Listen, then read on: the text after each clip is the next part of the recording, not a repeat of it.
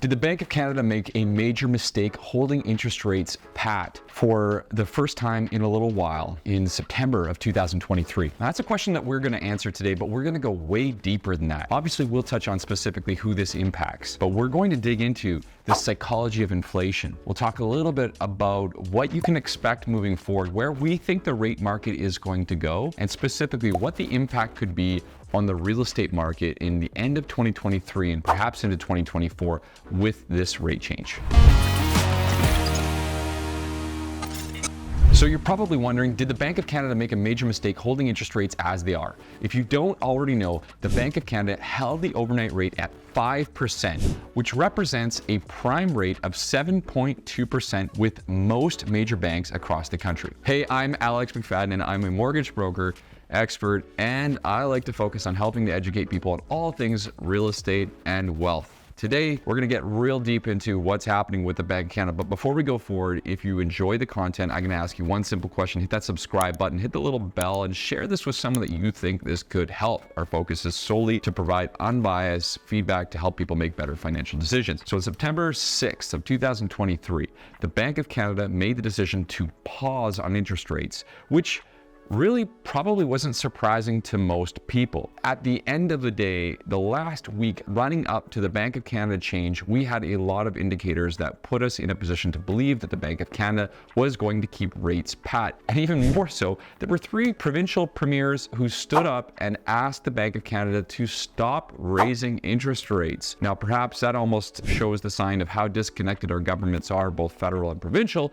But at the end of the day, there was a lot of people out there who essentially wanted interest rates to stay pat. Now, for those people who have a current variable rate or adjustable rate mortgage or money owing on a line of credit, they were feeling a sigh of relief as the relentless beatdown of rate increases and high interest rates during the year 2023 and the end of 2022 have felt probably exhausting for a lot of people, and we've seen it firsthand for a lot of folks who are in the marketplace. At the end of the day, the question mark realistically is this the end? Are rates going to remain at this height or will they go higher? Now, first and foremost, the Bank of Canada has interest rates at a 22-year high still. That's where we're being held at this time right now. All signs are relating to the Bank of Canada essentially taking a wait-and-see approach until the next rate announcement in October. The reason for that is we saw lower than normal job growth, so unemployment numbers have increased. We've also seen CPI come in a little bit softer than expected during the last CPI announcement at negative 0.2%.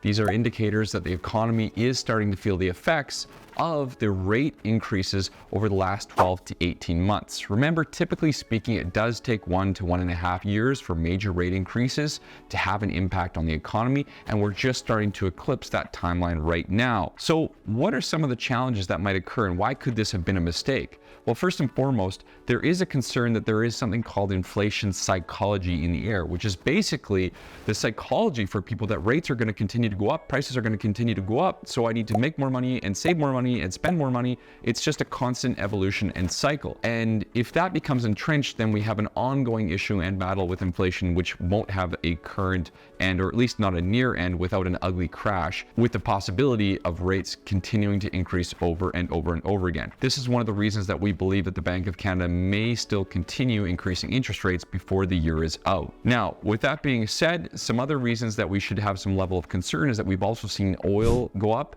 again, which is going to cause inflation to increase. We're still seeing rent rates go up across the country, and with people's mortgage renewals coming up across essentially the end of 2023 and into 2024, we'll also probably see a lot more people have some payment shock. Now, for anyone who has a mortgage renewal coming up in the next 12 months, there's some strategies to help you deal with this. Make sure to get in touch with us so we can walk you through those. We've done videos on that as well. So what else is happening in the current mortgage rate market is we've seen the bond yields continue to grow up just a little bit today, which was maybe not surprising, but a little bit of a change from the last couple of weeks where we saw the bond yields fall flat. So don't expect fixed interest rates to change in the near term. In fact, what's likely to occur is the next 6 to 12 months of fixed rates are going to stay the same and potentially gradually go down towards the end of next year. So who's really impacted by this rate change? Well, I would say the biggest impact right away is anybody who currently has a variable rate or a line of credit. Right now, they're feeling pretty good that they're not seeing those rate increases affect their bottom line. We're also likely going to see the psychology of the real estate market take a shift back to the positive after what was a weak July and August in the local markets. The only market in Canada which was continuing to see a major increase was Calgary, of all cities, because we've seen a massive amount of immigration and migration. In most of the other markets surrounding Vancouver,